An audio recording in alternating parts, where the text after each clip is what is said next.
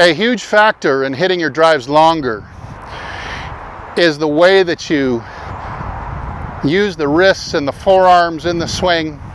It's a lot of confusion, a lot of contradicting information out there. But if you want to hit it out there long and straight with less effort, I advocate a very specific method of how to release the club head. Hopefully after this, I'll demystify it a little bit for you and get you a little bit more yardage down the fairway off the tee.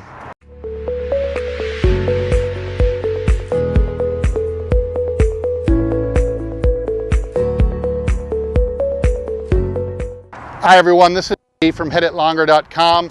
I'm on a journey to hit longer, straighter drives. If you are too, would you please consider hitting the subscribe button, turning on the bell notifications, and hopefully watching a few of my other videos because there's a lot of good stuff there that's going to help you max out your distance, hopefully for the minimum amount of effort as well. I talk a lot about efficiency, and this is another video that's going to fall into that, and that's describing the out motion.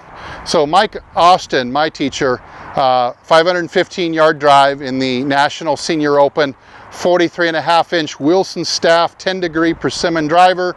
He had a soft Titleist Balata ball, tour ball, so he wasn't cheating with anything. He was using the standard equipment for the Tour Pro of the day. Mike was in his 60s when he did this record, and it wasn't in a long drive competition. It was in the National Senior Open outside of Las Vegas. So it was a major championship, the precursor to the Senior Tour, the precursor to the U.S. Senior Open, which didn't exist at the time. This was kind of a direct precursor to that. I've heard that Arnold Palmer was in the field. There was major champions. Mike, when he hit the drive, was paired with PGA champion Chandler Harper. Time. So there were major champions in the field. It was a big deal at the time. Mike used to have a motto. One of his mottos was under, up, and out. So under, up, and out is, when you can decode that, is a really powerful phrase that will help you get the ball out there long and straight when you can understand the three parts. In this video, I'm just talking about the out. The out was the out throw from the center outwards, using the hands and the forearms to literally throw the club head out away from the body. That's the out. People get kind of confused about that. They think the out is out to the right, which a lot of people have fallen into that trap. They get the pivot humping. They get the club way too inside to out. I had a Mike Austin student come to me, a long driver. He came to me and his path was 12 degrees into out. All he could do was hit big pushes and snap hooks. So that's not what the out is.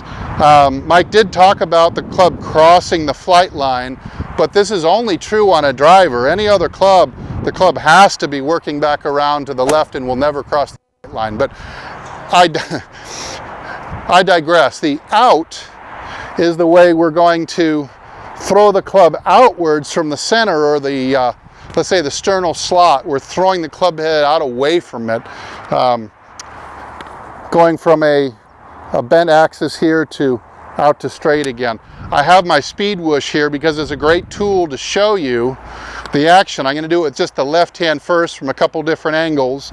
So if I'm doing it at just baseball angles so you can see this better, and let's say I get the club back to the top of the swing here, the enemy of the long straight hit is the pull of the handle, which, see, this white ball is just going to follow along with it if you're trying to pull the handle through, or if you're turning and you're trying to hold the lag, this ball will not have any centrifugal force into it. But if I pin my arm here and I start to turn, but if I throw the wrist strong enough, I can actually get the ball to go down to the end and pop like that. See, a little bit of a shift and turn, out throw. Okay, so I'm hearing the sound back here.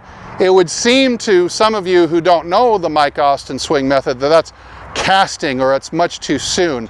But what we're going to do to time that out is simply continue to turn the body, and the pop happens right where it should, you see? But my intent is here. So if I completely take all the body motion out of it here, and I just fire my right wrist into ulnar deviation only, and a little bit of supination I got in there, okay? I freely want to be able to throw the white ball past my hand. That's what my arm is doing. You notice on these, I am not shifting or turning my torso. So this is just the arm action and wrist action isolated. Okay, and you see I go into dorsiflexion at the end, and my arm bones are turning over to continue the arc. So I'm throwing the club outwards. It feels like I'm going to throw it this way. And as my wrist continues, the centrifugal force continues to pull the ball out away from me. It's like, you know, it is kind of a cast if you took the body motion out of it. Let's take a look at the right arm now. I'll reset the ball here. So if I draw it back, now this with the right hand might definitely feel like you're throwing a fishing pole. It's just what direction you feel like you're throwing it in. You're not going to feel like you're pulling the arm in. See, that what I would do is ruin all your width and bring the right elbow into a packed position. No more width, you're narrow. You're probably going to heel it off to the right, because you see, you're never going to, see, I'm not putting any significant centrifugal force into the ball early enough. But instead, you're going to see that my arm's going to stay nice and wide. Now, I'm going to put a little turn into this, but I'm going to keep my arm out here. And again, I'm going to be just throwing the ball that direction to the outside, this way, you see? And of course, it seems too early. Seems like I'm throwing it backwards until I start completing my turn. And then the ball snaps right at the right time. But what we don't want to do is drop the handle in, try to artificially tuck the elbow in, because you're just adding a centripetal or back inward seeking force that's counteracting whatever centrifugal you might be applying. So this ball would just tend to hover neutral, or at least not get out there. So if you're looking for higher club head speed, getting rid of your slice or your block, this is the motion that you're looking for. Way back here. This is also one of the huge keys. Let me show you from this angle now.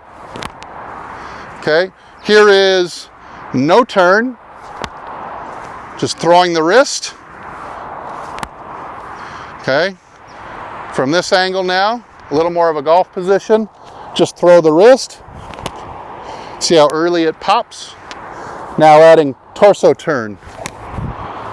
Everything times out just right. So it's a step turn or a shift turn and a throw outwards of the club. You're not throw it at the ball, you're trying to throw it out away from you.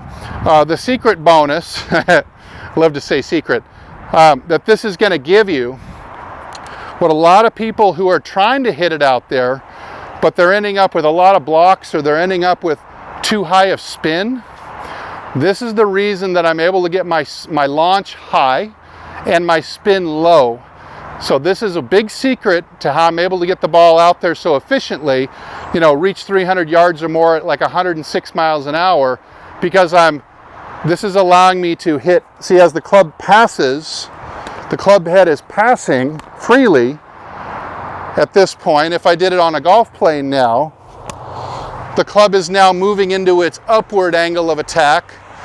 It's also squaring up, hitting the ball dead square, and therefore I'm able to get a low amount of spin. So if I'm looking for a 300-yard drive with, say, 13 degrees of launch and 1900 RPMs of spin, it's not going to take me very much power or effort to get it out there that far. So this is really big. You can get these on Amazon. I think they're about 60 bucks now. They raised the price, might be even more now. But really worth it to practice throwing. I'd even do this around a tree or a light pole, some kind of pole. Practice wrapping the head around it without banging my elbow into the pole. You see, if I had a pole right here, throw it around the pole. You want to get really good at this, doing it quick. It takes a while because most golfers want to pull this arm this way or back in this way into the chicken wing position. They're trying to be strong and pull the club into the ball, but it's a out throw is what we're seeking for the best results. The most distance, most smash factor, highest launch, lowest spin, best angle of attack is all going to come when you master this out throw. Okay, there's no turn. Do it from this angle. No turn. Looks like it's coming right at the camera. But then, so start to turn. Okay, so if I get everything in the right sequence, then we're really on to something. Cool gadget called the Speed Whoosh. There's probably other things out there that might accomplish the same thing, but I really like this one. I have no skin in the game. I don't sell this. I don't distribute this. I think it's just a cool tool. So I hope this helped. If you have any questions, leave them down in the comments. You might check out the description below. I've got a couple of freebies down there. Number one, my ebook, 50 Tips on Hitting Your Longest Drives Ever. That'll help you get a little bit further down the fairway. And then I've got a video, how to cure your slice forever in 30 minutes that you might be interested in. You might pick that up and you'll get further down the fairway if you can get rid of some of your slice as well. As usual, thank you very much for your generosity to Golf Development Complex in Moore Park, California. Come check us out over here. It's a great driving range, great facility to practice and get better. Thanks for watching. I hope you'll check out some of the other videos on the channel, and I'll see you next time. Hopefully down the fairway a long way.